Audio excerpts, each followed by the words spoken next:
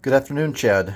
We got your LAD1 computer from this 96 Ford F250 finished, and we replaced the three capacitors with the correct ratings and correct polarity, and repaired some of the damage, especially to this bridge that was there. That needed some work for sure, and I think we got it. I think we got it fixed up. So, I'll take a look at the repair work. There's the first capacitor. We covered them traces up the best we could so that they wouldn't corrode and be exposed. And there's the one that was really bad.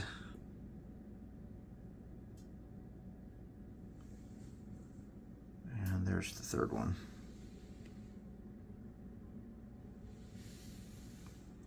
So hopefully that will help. It's not the prettiest thing, but we had a lot of damage around that area when it came in that we had to kind of butter up. I know this green conformal coating is not my favorite color, but it should protect the work that was done there. This this bridge that needed to happen right there was really pretty rough. So let's put it on the bench and see what it does.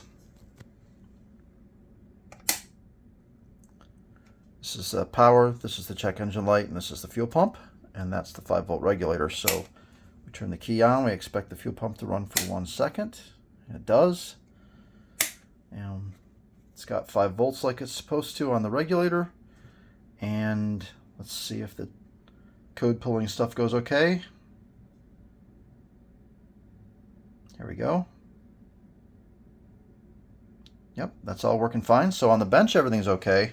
I know this one didn't come in for the typical capacitor problem. It came in because one of the two injector drivers on this bank fire computer was messed up. And the best test there is we're just going to put it back in the truck and see if it fires the injectors, because that's not so easy to test for on the bench.